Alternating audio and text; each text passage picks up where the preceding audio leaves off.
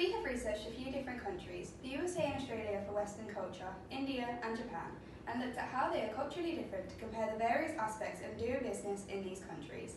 Let me introduce you to my group. I'm Ellie. I'm Eric. I'm Greta. I'm Ilya. And I'm Keris. I'm going to be talking about the cost of doing business in international markets. Businesses incur many different costs because of globalisation. They need to consider these before entering into new markets. Through my research, I have found that businesses operating in India are required to make 33 tax payments a year, taking 243 hours worth of attention, and this means more money going on labour. The headline corporation tax rate stands at 20 to 40%, but companies also incur charges in the form of central sales tax, dividend tax, property, fuel, vehicle tax, VAT and excess duty. For example, McDonald's standard income tax rate is 35%, however there is a 4.6% variance for international markets. This small percentage is a lot of money for the company to lose just because they're operating in a different country. Japan is the third largest economy in the world, bigger than the UK and Germany combined. In 2014, it made up 6% of the world's gross domestic product. Japan remains the high-tech powerhouse economy of Asia. Therefore, many businesses see the investment of doing business in Japan to be worth the costs. Bringing products into the Japanese market means they need to be tailored to their consumers' unique tastes. This will cost the companies more in research and development, and they'll also need to make changes to their product pricing. For example, when Starbucks entered into Japan, they added specialty drinks, but these additions required them to change the pricing and make the particular products more expensive. People in Japan are also concerned about the environment, so they charge more for people when they don't bring in their own cups and are using takeaway products. This means that they spend more on ad campaigns as people are more conscious concerning waste. So this shows that any business needing to create special products for a target market will end up spending more on the research and development of these products, and they will not be versatile for use in every region. The culture practice in Japan, which is the religion, language, behavior. So now I'm going to tell about the relationship. Shido. Shido is mean about belief itself is natural, something like, for example, like earth, wind, fire, landscape, any other thing is called of God. So yeah, it's the second one, behavior, which is called gambo. Gambo is mean it's like it's doing really hard working, like high motivation. You have to do. It's like focus, achieve without effort. So let me tell you about disadvantage. Disadvantage about gamble. For example, let's say in the company, and then one of the managers they call say gamble. I mean, you have to do work. You have to be finished. Come on, like you have to keep on and on until when you achieve maybe before a day. And then the person trying to motivation is good, but it can be affect their life, social and mental health, because it's like it's high mental like stress, because the gamble is like it's made of a promise, which means not likely failure. That's how the Japan traditional about the third one, language, which is called non-verbal communication, which is called silent communication. Doesn't mean like listen is quiet, do nothing, no. Okay, let's, for example, if you imagine when you have classroom, when you're in the meeting room, whatever, one person, if you talk, everyone have to be silent. Only can respond, say yes or no. If you're not sure, you want to ask questions, they can't do that. You have to ask, when you finish of discussion or meeting or finish, then you can ask. If you're not sure, you have to shake no, and then you look down, which means the teacher can recognize you, they know that you're not sure. So otherwise, if they interrupt it, it's really, really rude. Because if you interrupt it, because the reason in Japan is believed that they want to smooth without waste of time, they want to finish off, that's it. And then when after they can talk about what happened actually. However, it's many different countries. It's very difficult to understand the Japan communication, because Japan is acting the way like it's silent, but it doesn't mean like they don't know anything because they ask you, are you alright? Are you doing it? Like talking about how you're doing social life because it's difficult in Japan. There's the low emotion means higher some behavior like stress, have a bad day. So it's difficult, you know, if it's working in the colleagues like America or the other different country. Yeah. So I'm going to be talking about Western cultures, and their main principles being collaborative and valuing strong work ethic, having good courtesy and formal relations, and being straightforward and direct. So long-standing relationships aren't necessary, whereas comparing this to Eastern cultures, like Japan, there needs to be like a long relationship in order for them to have trust in you, and then in order for them to do business with you. Another comparison would be communication, where in Western cultures communication is more non-verbal. In Eastern cultures communication is more non-verbal, and in Western cultures they tend to be very like vocal in meetings and disagree, yes, no, out loud rather than just nodding along. Time management. Time management is taken very seriously in Western cultures, and punctuality is important. Comparing this to Eastern cultures, there are a few countries that have their exceptions, where it's okay to be 10 minutes or so late and it's not considered rude or so. Whereas in Western cultures, deadlines are set and adhered to, and if they're not met, then it shows lack of professionalism. Greetings is a firm handshake and a friendly smile, and gifts are very rare to give on greeting in Western cultures, whereas in Eastern cultures they tend to give gifts to show like trust and as like their main greeting. Meeting management, for example, in Australia, they get down to business straight away with minimal small talk, prioritising time efficiency. Whereas Eastern cultures must develop the relationship, as I said before, with Japan. It's good to have that long-standing, long-term relationship that has been built up over time and lasts a long time. Whereas Western cultures, they don't need that, and they can have short relationships, and they tend to be short-term anyway. So once that business is done, presentations are usually straightforward and open, backed with facts and figures.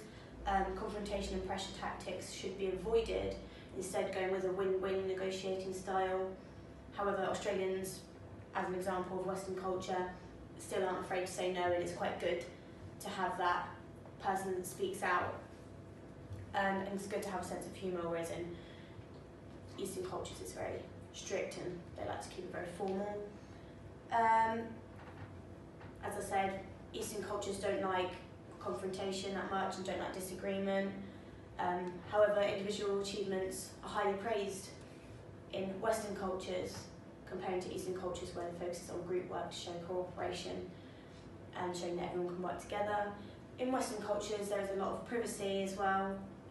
However, comparing this back to Eastern cultures, if you hold back information, it's considered very disrespectful and rude, so it could jeopardise the business relationship. Hello. So I'm going to talk about the economic development of the UK and the USA, the future predicted development, and how culture may affect it. The question is, does culture have a causal effect on economic development? Well, the data on the European regions suggests that it does. Culture is measured by indicators of individual values and beliefs, such as respect for others and confidence in individual self-determination.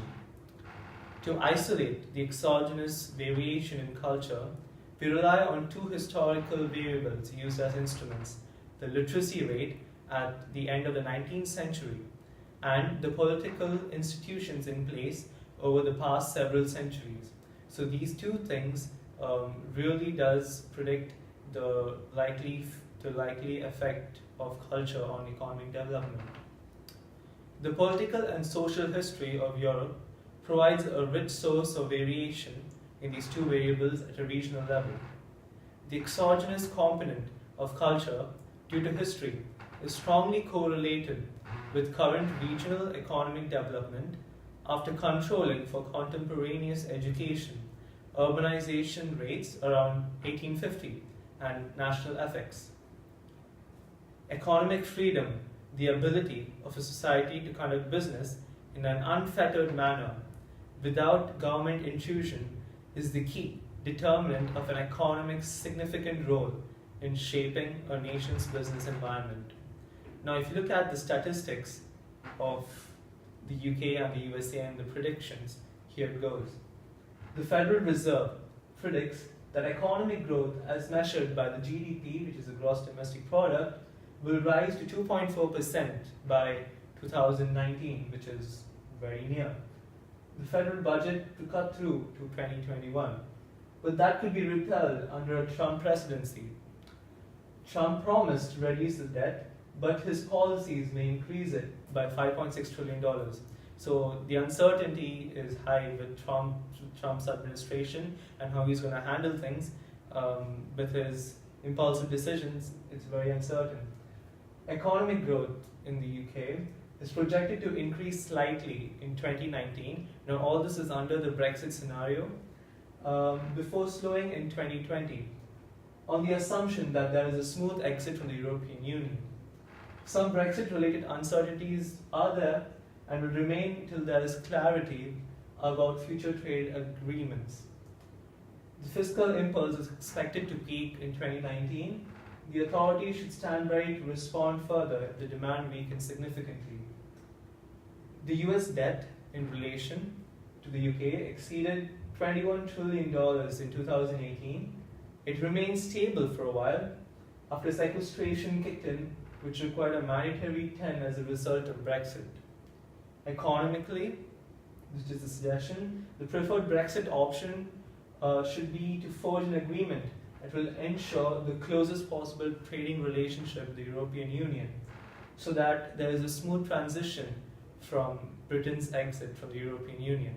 And the entire economic situation depends on that, and culture and globalization will probably have a minimum impact in this, because the whole situation depends on the political standpoint and the decisions made by the political leaders of the UK, which is Theresa May, and the deal which she's going to cut, and in the USA, Trump's presidency. Hello, I'm going to be talking about India's development. Compared to USA, India is not that developed country and still has quite a high level of poverty and large level of people living under the poverty line.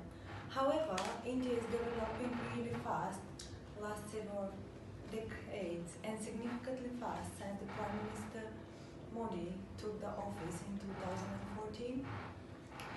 The country's economy has been growing with 7% every year, and that makes it second fastest growing economy in the world after China.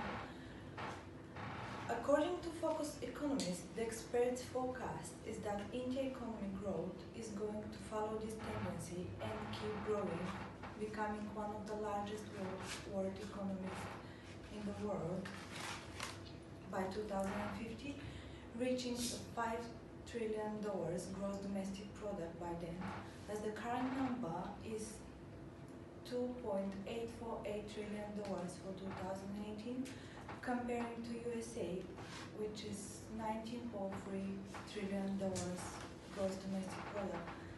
India's economy gross domestic product division is as follows. For agriculture is 70.5%, for industry is 90.8%, and for services is 50.43%, comparing to USA, which is for agriculture is very low, 0.09%, industry 29%, and for services is higher, 8.1%. But that numbers, we can see that India's economy is more balanced than Americans, and having industrial sectors share 29% and agriculture sector share 17.5%.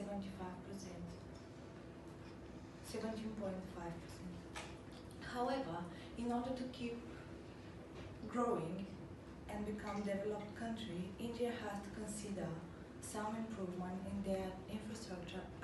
It has some gaps at the moment in in relation to the roads and airports. They also have to decrease the level of poverty in the country by spending more money on human education and social system in general.